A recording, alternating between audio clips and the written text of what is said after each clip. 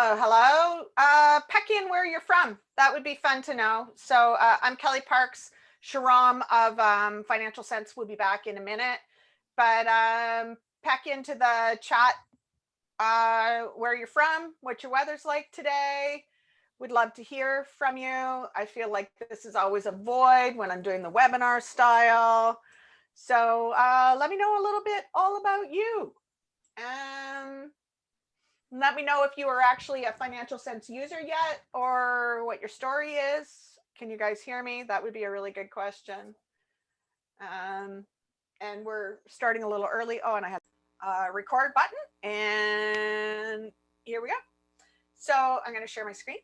And today we are going to talk about creating ideal workflows and systems. Sharon and I will do a quick intro, right? So go ahead and introduce yourself, Sharon. This is your deal. Perfect. Hey everyone, Sharon Zarsness. I'm the CEO and founder of Financial Sense, and we just love helping accountants track their client work and hit their deadlines. We work with lots of amazing accountants, of all sizes, and it's really been a pleasure. So if you haven't checked us out yet after the webinar, glad to have a chat with you one-on-one or go to the website to learn some more. Cool. And I think, Sharon, you've been amazed. You and I have talked a little bit about the collaboration amongst accounting professionals. So it is, and that's one of the things I love most about my job is you jump into some of the forums or you meet people at conferences and everybody is so big into idea sharing. And I think that's really unique to our industry. And it's pretty cool, right? Yeah, it is. I love sharing ideas, talking about best practices, figuring out how to, do things better. So we love talking to firms. I spend most of my day talking to accountants, which is great.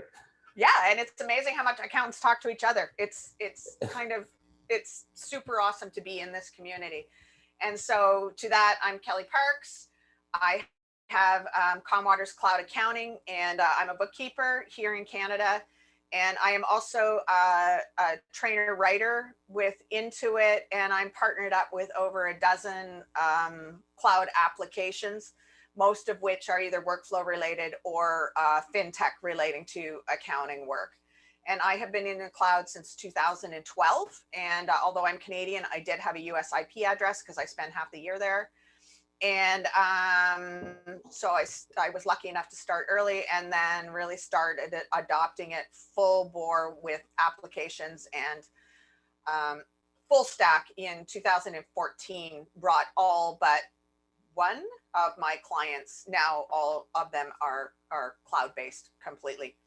And I just had one, I was doing an onboarding today with a new client and she is just, this is all new stuff for her. I brought her into a full new tech stack and she was like, this stuff is going to just change our business. And I said, this stuff is going to change your business. So, and Financial Sense, of course, being cloud-based as well, which is awesome. And then how are you going to build out these processes? So onboarded a new client. Now I need to work with them. And so I'm not completely off track here, although I do self-bell. So I've got my bell when I get off track. But this does actually relate in that I did tell her how I was going to communicate with her so that by the 5th of the month, she's going to be able to upload her documents and bank statements for me. And I said, you need to come, you're going to get a notification of the stuff that I need, and you need to check off these little lists. So I was just explaining it generally to her. You need to follow my instructions. And if you don't tick off the lists, then I'm just going to keep auto-nagging you. And she said, this is fantastic. She was excited to be auto-nagged because she doesn't want to, while we were working together this morning, she's like, well, I'm going to put all this in my calendar. And I'm like, you can, that would be fantastic. So she did. And I said, but I'm going to nag you anyways. So that's kind of fun. And I'm going to harp later on in here about testing all of this stuff on yourself. So even for my own books, I put a workflow into Financial Sense because I want to see what the experience is on the client side. And so I also get auto-nagged at the beginning of the month. And it is truly kind of a seamless process. The email comes in and I just check off the things that I need. And that's kind of been a fun little adventure. So make sure, and you will see me speak of it later, test, test, test on yourself and create a guinea pig. And also, one of the best things you can do for your workflows to make sure that they're working is test them out on two types of clients. So the one client that I like to test them out on is the most challenging client. And then I like to test things out on the easiest client. And if you can find out what it looks like on either side, from the client perspective, from your perspective, that's how you're going to make your workflows tighter, because you need to manage both ends of that spectrum. Anyway, sort of off topic, but not really. So this is on behalf of Financial Sense, and I see some of you are in it and some of you aren't. So I'm just going to start with, so some files went in, and they are called Fincen Files because they are proprietary to Financial Sense. So shortly, I am going to show you what to do with the files that you have and how to implement them in Financial Sense. If you don't have a Financial Sense account, they aren't going to work. They're not CSV files. They are completely proprietary to the product. And so it's a little blurb about Financial Sense. Do you want to talk about this, or are we going to move on? Yeah, for anyone that missed it, if you're not using a workflow tool, I don't know what you use to track your deadlines, collaborate with your team, really just know where everything stands. It could be Excel, it could be sticky notes, it could be other solutions. If there's anything that you're not using, that you're not liking, it's something that we could really help you do. We work with tons of amazing accountants. We love helping them better make their practice more productive, but more importantly, just make sure nothing slips through the cracks. So if you haven't checked us out, feel free to go check us out. Even during the webinar, we have a free 14-day trial. So if you don't have a trial and can't actually open up those files like we talked about, if you follow through the webinar with us, you can start your free trial and actually upload those really quickly and participate with us through the process. Okay, fun. Okay, so creating workflows in Financial Sense. But this applies, I know some of you aren't in Financial Sense, and that's more than cool. We're going to talk about creating workflows in general. So I want to help you today. My ultimate goal, other than not to swear and not to have, so I'm not sure if most people have presenters who do this, or workshop hosts, or whatever the heck I am. But I live on a lake, and today they are and it's not a big lake, and they are test driving some cigarette boats. So if you hear a boat go screaming by, that's totally a normal part of a workflow presentation, isn't it? You should hear how loud they are right now. So aside from not swearing and not having the boats go by during this, I want to help you solve workflow problems and then create ideal ones. So to start with, I want you to write down or put in your Google Doc or put it on a sticky note, whatever you need to do. We're going to write down what a couple of problems are for you specifically. What are some of the biggest issues that you need to solve in your practice? And that is going to be the guiding light to what workflows you start building and how you build them out. So is it missed due dates? Is it work consistency? So when you're in your client files, are the outcomes for each client different? Or is everybody just willy-nilly doing things however they want, whether it's your team or your team includes your clients? So are your clients just willy-nilly doing things the way, getting you documents however they feel like it, not doing their invoicing properly, whatever the cases may be? Is it work consistency for you, for your team, for your clients? Is it knowing where to start and where you are stalled on a client file? So if you start in a client file and then you don't have everything you need, which is already a problem. So creating a workflow and a process whereby you can work start to finish on a client, get 90% of the way through it, not 10% of the way through it, if that's an issue, and then you just need to revisit those last details. But then sometimes when you're stalled on a client file, knowing where to pick up again can be a big issue. Bungled onboarding. If you are finding that you are not having harmonious onboarding processes and workflows with your client, or processes and systems to just bring your client in, and believe me, I'm in the middle of onboarding somebody right now, and we spent an hour today just onboarding to 3 of the technology pieces that we're going to use. Onboarding is never going to be it's never going to be a quick process. There's going to be a lot of collaboration in there, but you don't want to get into the onboarding process and then realize you can't work with the client because you don't have everything you need for them, or you have skipped onboarding them to a particular piece of technology. So is it bungled onboarding? Is it getting client information? So certainly I hear this as one of the #1 issues with people. It is getting your clients to give you the information you need to do the work with. You can't have solid client outcomes if you don't have everything you need from them. And so for some of you who were here before we actually started, I was talking about how I was telling my client that basically they're going to be auto-nagged to upload things by the 5th of the month by Financial Sense. And she actually thought that that was great. So hopefully everybody has written down what their #1s are. If you want to put them into the chat, that would be fun too. We can take a look at them later on in the game, or maybe Sharon can make a little list. He didn't know that I was going to ask him to do that. Maybe we can make a little list of what some of the biggest problems are. But in the meantime, this webinar is about you. So make sure you know what your problems are going to be solved by creating workflows, and then you have a starting point. So how will Ideal Client Profile guide you in creating your ideal workflows? I'm hoping that some of you did all 3 parts of this, because we did it as a progressive series. So we started with the Ideal Client Profile, and then we moved on to the Ideal Tech Stack, and now we're actually going to create workflows around both of those things. But I'm just going to revisit it for a second. If you have defined your ideal clients, then you have defined what the desired outcomes are going to be. You have defined what the work is going to be. So if you know who your ideal client is, then you know what kind of work you're going to do, especially since defining your ideal client really hones your service offerings. So you've defined the work. You've defined the communications. So for example, if you have defined that your ideal client is going to be completely cloud-based and they are going to be in, I'm just going to give my tech stack because it is all about Kelly. So my tech stack looks like Dext. It is QBO in the middle. It's Rewind, it's Auto Review, and it is Pluto. And so I can communicate all of the needs, and my clients need to be on that tech stack. And I'm not saying that they're my ideal client because we can all work in that technology. So don't get me wrong.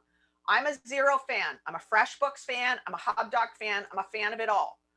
But I'm a small practitioner. I can only have so much in my tech stack. Defining my ideal client by tech stack as one of the criteria allows me to define how I'm going to communicate with the client, because now I know what those systems look like across all of my clients. That was a long way of saying that, wasn't it, Sharon? Yes. That was. Yeah. But it was good. I can go on. Okay. But at the end of the day, your workflows are going to need to encompass 4 W's and 3 elements if you are going to achieve the desired outcomes. So I miss live events so much, because this is the point where I would like put it out to everybody and ask for fun if they knew what the 4 W's were and the 3 elements. But that's not going to work for here. So I'm just going to tell you what they are. The other problem with sessions that like this is that it gets to be a lot of Kelly yabbering on. So I'm really sorry about that. Sharon, jump in if you think my voice is droning. No, it sounds good. I will let you know if I think of anything. I'm sure you will. The agenda today, defining how an ideal client profile will guide you in creating your ideal workflows, the 4 W's of a workflow, defining the elephants, we got to get some elephants, elements of a workflow, and then creating workflows in Financial Sense. And again, even if you're not in Financial Sense, if you see the process of creating workflows, it's a pretty standard way of doing it. And we're going to create at least one, hopefully start an actionable ideal workflow. Okay, 4 W's of a workflow. Why? Why on earth are we doing any of this work? What is the outcome you are hoping to achieve? So I come from a branding background, and in branding, we had a number of, like I was a project manager. And so you would be bringing in the paper companies, you'd be bringing in the binderies, you'd be bringing in, all of this was revolving around what's our end result? And we had something called workbacks. So you started with, what's the outcome we're trying to achieve? We need a stunning, engaging annual report delivered by X date and distributed. I mean, that's the outcome. We need to think like that in accounting more. What is the end run? What is the outcome that you want to achieve for your clients and for yourself? My ultimate outcome, other than the usual stuff, I want books to be consistent. I want them to be in a timely manner. I want them to be accurate, yada, yada, yada. One of the biggest outcomes I'm always striving for is that my clients' books are clean enough, they're current enough, that the client, if they need to sell, if they're going to have an audit, or they need to get financing, are ready essentially within a week. We want to be that accurate. So I am not looking for files to be good for the end of the year. I'm looking for the files to be good. Basically every month is a year end for me. That's my outcome. And that's the only thing that matters. That's what drives all of my workflows. The next W is what needs to get done to achieve that outcome. So what is the work that's going to need to happen to make that happen? I think, Kelly, on that point about what needs to get done and really defining that process, I think one of the so we spend a lot of time talking to accountants and a lot of our users, and one of the biggest problems we saw that they had, and that defining these workflows and creating these templates does, is it creates that standard operating procedure, that SOP that helps you, as you grow and you get more clients and you hire new people, maintains that work quality. Because when you're not doing the work every time, it's easy for new people to come in and not really understand the fastest and most efficient or even correct way to do the process. There's always steps that can be missed, and maintaining that work quality is so important, because if you don't, your clients will get upset. They'll have a negative effect on your brand. So defining that process and saying, what do you have to do step by step, and making it easy for your team to find, really helps maintain that work quality. Yep, for sure. The what is definitely the second thing, but the what is always being driven by the why. Mm-hmm. And all of those processes need to come back 100% to why. I mean, and why doesn't just apply to why we're doing the work. What's the outcome that we want? Now I'm going to go a little off track. Why also matters for every reason we're in business. So if there's a completely off topic takeaway here, I hope it's that why is the most important thing for everything. So why are you even in business? Is it a lifestyle business? And a lot of this will drive your workflows and ideal client as well. Like, are you in a lifestyle business? Are you sunrise? Are you sunset? Are you empire building?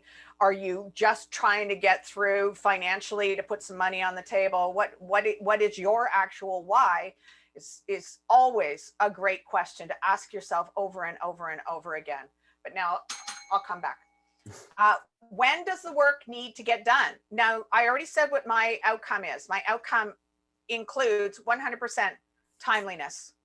And so when is a really important driving factor here. So I was explaining to my client, my new client, shiny new client today, that she's got to have this stuff to me for the 5th of the month, because I'm going to try to get her work done. I don't guarantee the work until the 15th, just in case. You never know what snags you're going to run into. But I want her books to be ready to close by the 10th of the month. As I said, I want them to be in real time. And we are going to talk about different workflows based on different timelines in a few minutes. But when does it need to get done? And so also, who is going to do what and when? And this is not just your team. Like I mentioned, my clients, I want them to have stuff to me by the 5th of the month. We're really just waiting on those bank statements, realistically. But who is going to do everything? So the client is the first puzzle piece in all of this. they're going to be the ones that get that ball rolling. And then who else is going to do one? So I have a lovely assistant. Her name is Marissa, and Marissa loves when I do in Financial Sense. I do demos of Financial Sense as well. And when I do, you can ping your next members on when to do things, or communicate with them in there if you need help. And every time I do an at Marissa in a demo, she's now just officially ignoring me. But you need to know who is going to do it, and how are you going to communicate the what and when to those people. Defining the elements of a workflow. So there are 3 elements. There are tasks, there are timelines, and there are communications. And remember, this is a 1-hour talk on workflows, so I precede it down a little bit, right? There are tasks, which are your checklists, and at its core, I hear people all the time, they don't know where to get started with a workflow. A workflow at its core is a checklist of tasks that you need to get through. And you need to have that checklist in the correct order. And then, of course, who doesn't like to tick things off? Timelines, due dates, start dates, dependencies. Dependencies are key as well. If so my start of the month opening on the thing on the books is completely dependent on my client getting their information to me. So don't even bother starting if you can't get a good way through the file. And then put that back onto the client so that they know that that's their responsibility. What are the due dates? So I've already mentioned mine is the 10th. So my client due dates are the 5th. But what are the start dates? So if and this is, I talked a little bit earlier about this when I was doing branding, and an annual report needs to be somewhere on time. You're driven by the securities commissions. I dealt with publicly held companies. So you're driven by securities commission. So the start date is okay. The due date is really important, but you need to work back. How much time do I actually need to get that work done? And I did mention dependencies already. And communications. These are the assignments and delegations. This is all of the stuff that is going to, first you're going to start with the client communication. Then you probably need to communicate internally. You need to delegate tasks. So these are the 3 key elements of a basic workflow. And so creating workflows in Financial Sense. I want to talk about a fun little workflow, and this is the first one that you have. So we are going to take a jump into here. You can see my new screen, right? Did I share properly, Sharon? Can see it now. Yep. Yeah. Okay. So when we are in here, this is a workflow that I have given to you as a little fun thing. And this workflow is essentially 2 tasks with some subtasks. So I like to think of the tasks as the top little thing that needs to be done. Oh, I need to tell you guys what this is. So in QuickBooks Online, there is a glitch because it's an internet program. And if you, even if you've reconciled, even if your opening balance is perfect, even if your reconciliations seem like they're all in line, sometimes, and I do find that this happens when you're handing off the file to another accounting professional that you don't know. Sometimes when you go to do that, the statement ending balance will not be the same as the trial balance and will not be the same as the account register. It's the oddest little thing. And what happens with that, and actually we're going to go back to the description of it. What happens with that, when that happens, is that if you make a change to a transaction in the past that's been reconciled, that has nothing to do with amounts, it has nothing to do with unreconciling it, even if you just change a reference number, once in a blue moon, it is going to change all of that information, and you won't know unless you actually activate this workflow. And the reason it's a workflow, and this is the one that I'm talking about here, the reason that it's a workflow is, and so this addresses a pain point. I hate that term, pain point. Remember at the beginning when I was saying, what's a problem that you need to solve? So the problem for me was I didn't do this as often as I should, because you don't need to do it that often. So then I would forget how to do it. So workflow doesn't need to be complicated.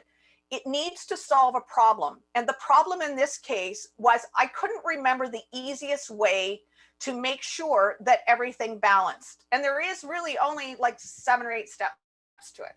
So now we'll take a jump back in. And in here are the steps that you need to take. So the ultimate, the top level task is that you're going to make sure that all of those ending balances match.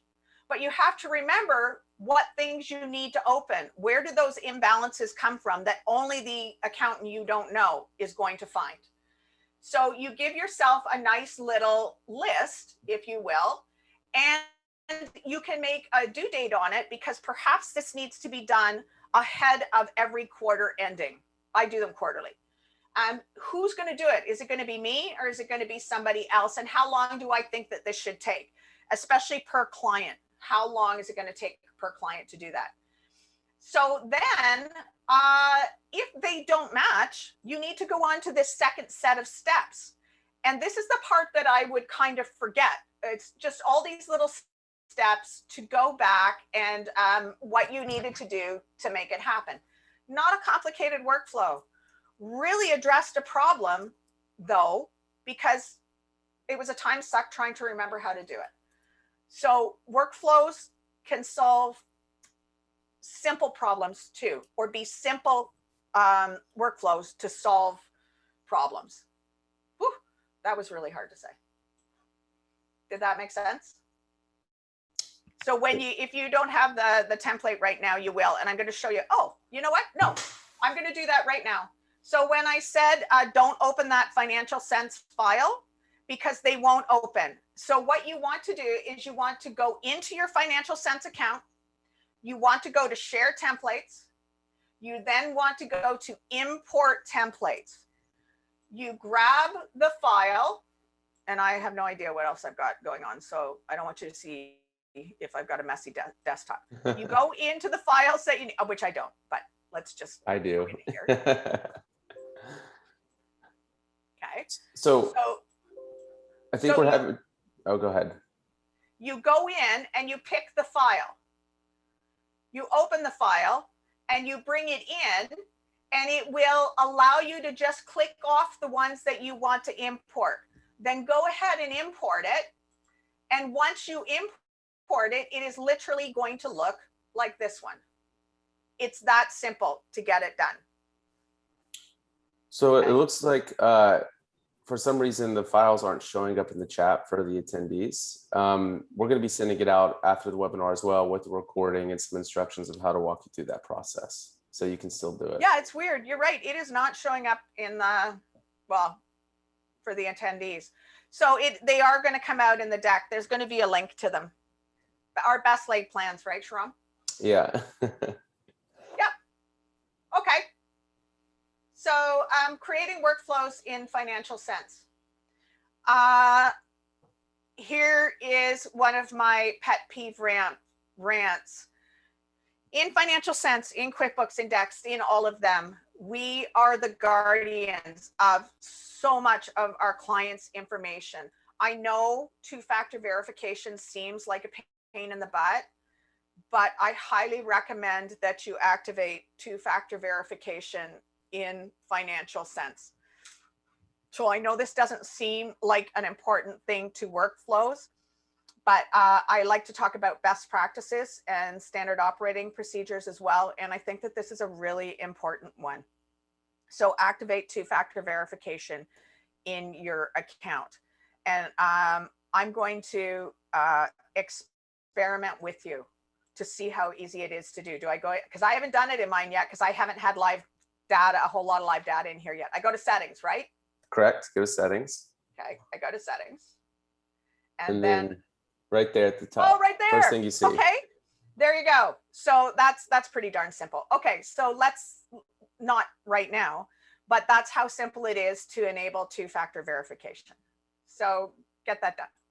Yada, yada, yada, Kelly. Set yourself up as a playground. I have set myself up in all of my technology. I have a client called Guinea Pig, and Guinea Pig gets tested like crazy. So set yourself up as a playground and then test, test, test so that you can see exactly how your clients are going to feel about you. You've picked a program that you're going to engage them in, and you want it to have the least resistance. You want it to have the most harmony for the client. So go ahead and test it on yourself so that you know exactly what the client experience is going to be.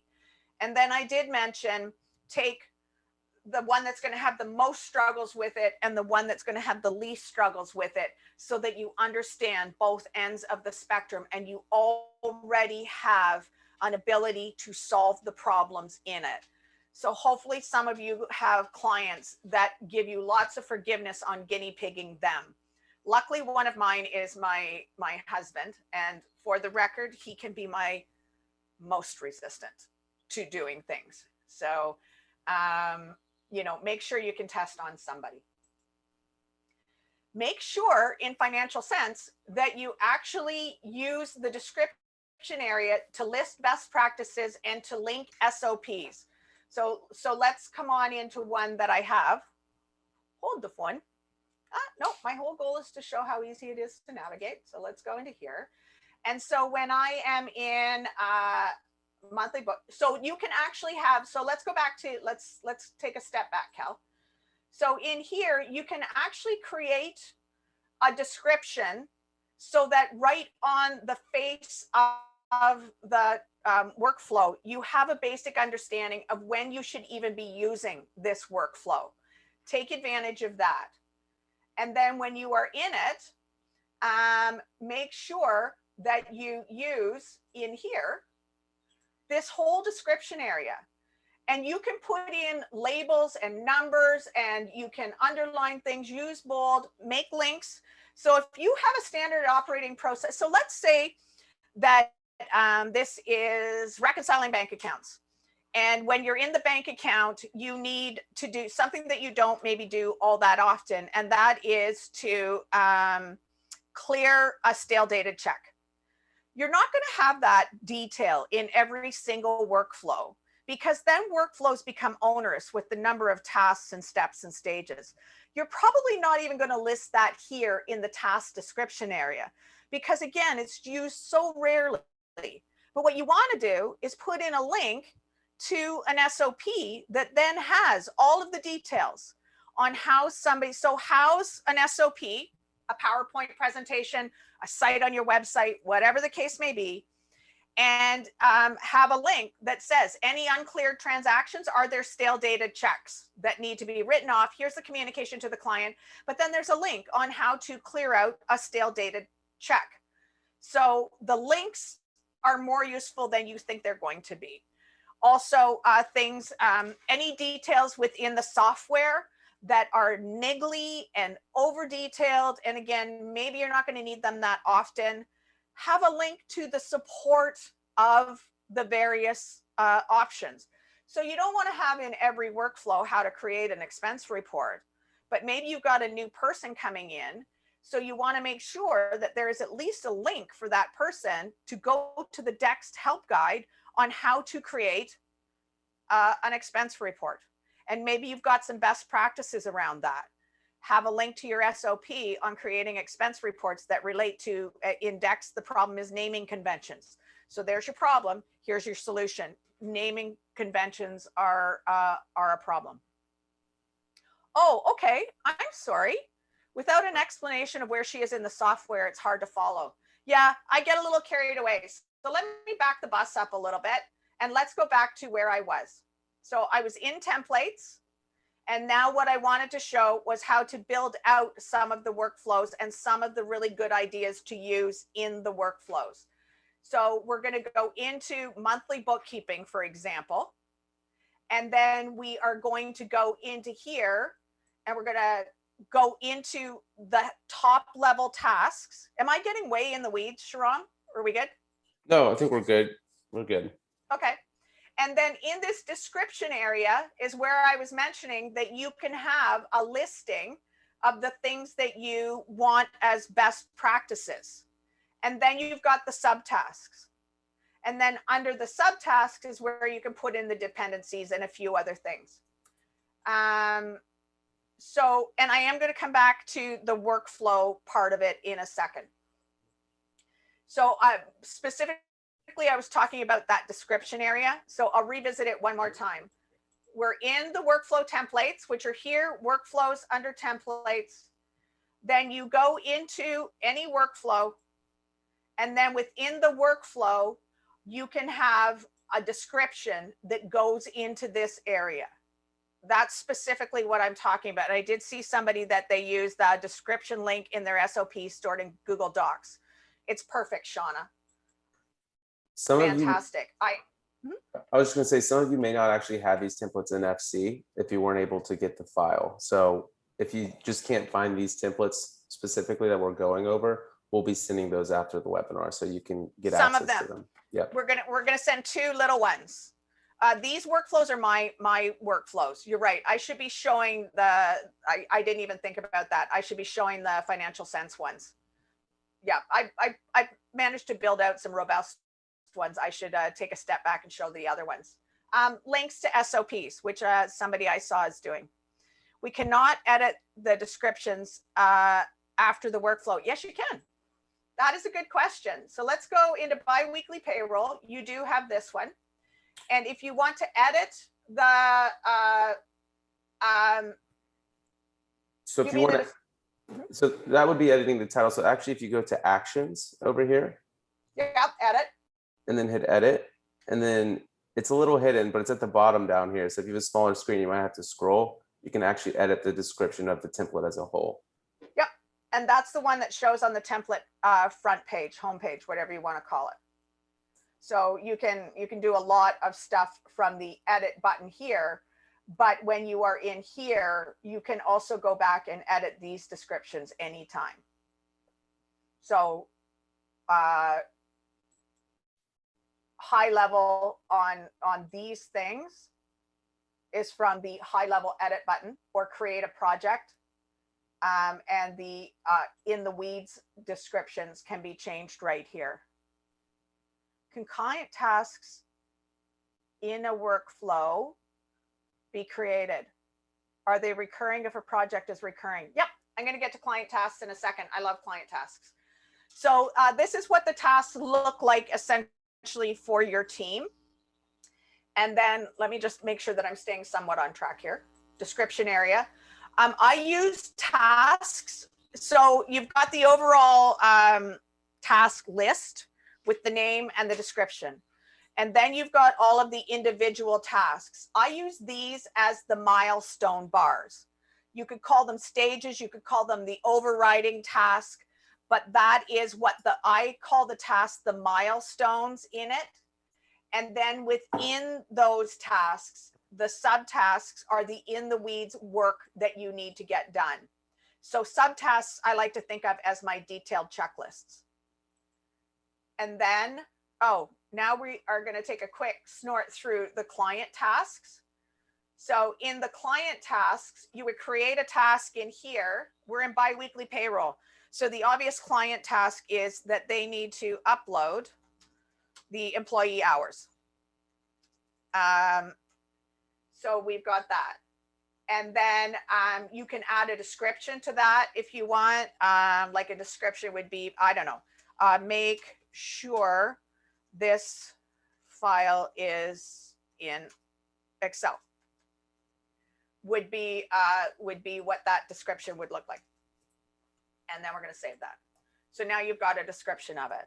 And then maybe the next one is, so I'm doing them backwards, which is going to be fine for the demo actually. And it is going to be approve employee hours. And I realized that I put that client task in afterwards. But I need it to, oh, no, that doesn't work the same. Never mind. Don't you love when you have a swing and a miss? I thought we could move those in the client task lists because I want them to approve the employee hours first. So this is the thing with the live demo. I do not pretend to know everything about every software, and I am happy to embarrass myself at just about every opportunity. So I would just copy it, delete it, and move it then. That's good to note though, because you can move the task everywhere else. Everywhere else. So everywhere else. I really didn't see that coming, that I couldn't do that. So which good feedback that we can improve on. Honestly, yeah, so that's a quick update. Thank you everybody for coming today. We now have a feature improvement. Yeah, so I love the client tasks in here. Let me see if I can demo a client task in one of my own. So I am back to mine. This does not exist in yours unless you bought them from me. So in here under my client task, upload bank and credit card statements to Dext, upload bill sales, and create it outside of Dext. And so then once you are actually working in a project, you can start to set the timing parameters around that. And we can take a look at that in a minute if we have time. And then of course you can upload some files. So I'm migrating a client right now from, they're in everything as far as I can tell. They've got an invoicing software with insurance companies. They're in Sage, they're in QuickBooks Desktop, and they're in QBO. So I'm migrating all of the moving pieces. I'm putting them on Dext, I'm putting them on Pluto, and I'm migrating everything into QBO. I gave them quite a list of things that I need them to do, and it's going to send it out in basically in these stages for them to get that work done, because you can then set the parameters around the dates of when you want things to go. Is there a way to assign subtasks to different team members? Oh, okay. So you know what, Sharon, first I'm going to address something, and I do this all the time, and I'm an idiot. And my girlfriend called me a whirling tornado of information. And sometimes when the crap is flying around, you pick up some good stuff. And other times you just get hit in the side of the head with it. Dext is Receipt Bank. Receipt Bank is a document management app that your client can upload all of the documents that you need to become paperless, and then you can publish them over to QuickBooks Online. So I just did the Kelly thing and assumed everybody knew what Dext was, but it's formerly Receipt Bank document management. Any other questions I should address right in this moment, Sharon?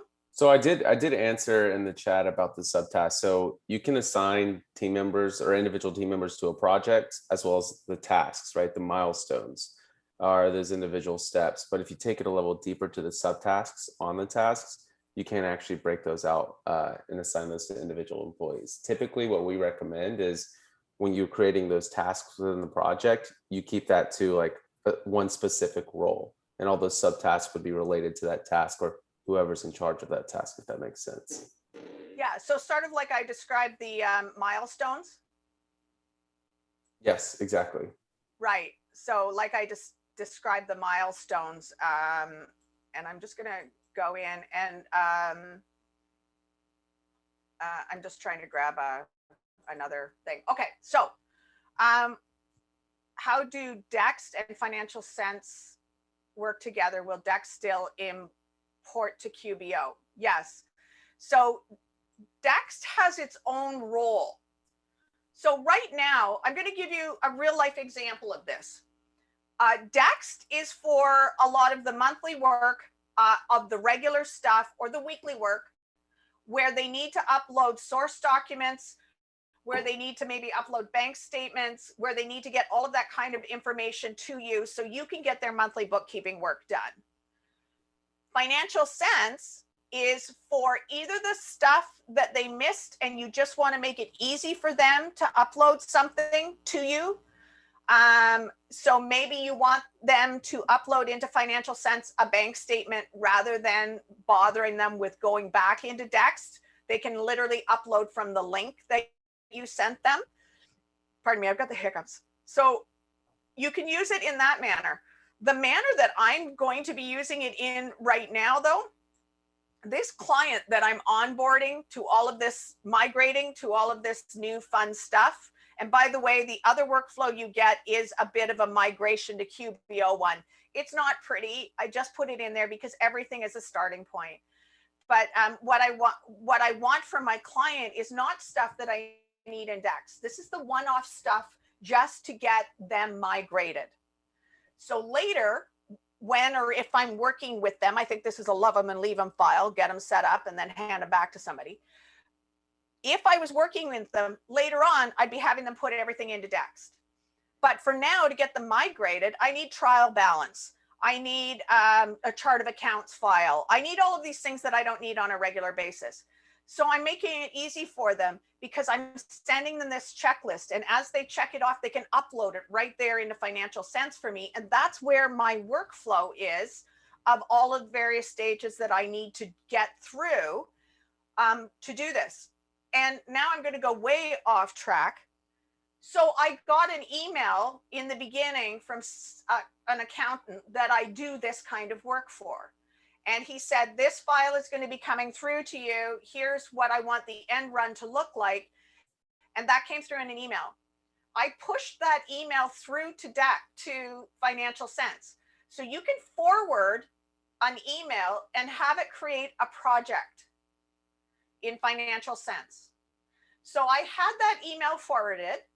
Then I came into Financial Sense because this was not a standard workflow for me before. I came into Financial Sense, and to that project, I renamed it. So then I deleted it out of my email because I don't need it anymore. All the details came in. Then I went into Financial Sense. I opened up the project that it created. And then when I was in that project, I just randomly started adding all of the things that I needed to get done. And within 10 minutes, it was out of my email and created an entire workflow in Dex, in Financial Sense. Because what I didn't do was overthink it. I sent it over, and then I took the email list that the accountant had given me of his goals for this client, and I literally copied them from the note that came over, and I copied them into tasks. And then I copied and then I created the client tasks of what I was going to need for them. And within 10 minutes, I had that whole thing set up. And it's not because I'm a workflow genius. It's because I could send the information over, literally build a task list out of it, and then add in my subtasks and add in the client tasks. Took that whole stinking mess out of email, created it, and then scheduled it to go out so that the client task, they can't get me anything until next week. It's a holiday here on Monday. I have that task list for the client scheduled to start nagging them every 4 days starting on Tuesday. So all of that was off my list from one email. And it was kind of off that because I didn't overthink it either. I didn't go, oh, I don't know, this is going to be a big process and put it off to somewhere here. It was faster to deal with it right then and there and create the list. So hopefully that made sense. It's really hard in these webinars. I can't see how everybody's reacting. I can't even tell if you're awake. So I'm sorry if I went off on a tangent because it doesn't give you a great opportunity to say, hey, Kelly, I have no idea what you're talking about. No clue. So overthinking it is going to be your biggest barrier to getting started on workflows. You can literally take a problem. So everybody go back to the problem that they put. And I didn't see if anybody put the problems in. But let's see if the problem is getting client communication or getting what you need from your client. The solution is go on in, build out, like literally even just start with one task, monthly bookkeeping, just call it monthly bookkeeping, and then go on into the client task area and start listing out the client tasks that you need and make it easy for the clients to get stuff to you. Did you put in how they can forward an email to Financial Sense, Sharon? Yeah, I'll drop that in to the chat. Okay, great. Okay, so when you are on creating your workflows, what is the schedule that needs to be adhered to? So if it's a weekly schedule, payroll, AP, or AR, depending on how full cycle the client is, make them their own workflows. So if it is a short cycle, make them their own workflows, because they're not going to work in one big monthly bookkeeping. What you want to do then is in that final month end close, if you still need AP and AR, go ahead and put the AP AR component in, but make sure that that includes a review of the AP and AR so you can close the book successfully. Also, manager file review. So I have a file review. Oh, hold on. Sorry.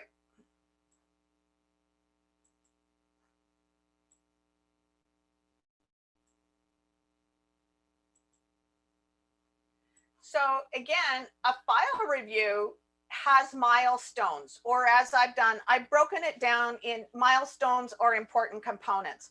So you can build out a workflow super quick in Financial Sense for your file review, because we all know what to look for in a file review. So go ahead and pack it out. So you can't do a manager file review. And I've broken this out. This isn't part of monthly bookkeeping because it's a big enough task list on its own that you don't just want to assign the milestones to somebody.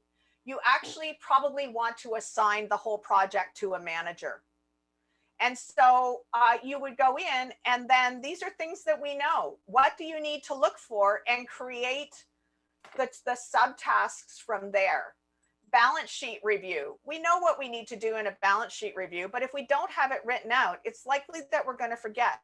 Or maybe you can start punting off your manager file review to the team member who's doing it. If they can go ahead when they're done and they think they're ready to send it to you, have them activate this first, have them check it themselves, and then you go in and double check it if you need to. So don't overthink creating your workflows, and just start by simplifying it with what either the milestones are or what the major tasks or the groupings of tasks are that need to be done. But break them down into logical projects that make sense. So manager file review. And so now we're kind of coming back to the end, and I'm probably even going to finish on time. I can stay for a few minutes at the end if you want to ask questions too, although Sharon's probably going, no, you can't, Kelly. Pick the problem that could be solved with a task list.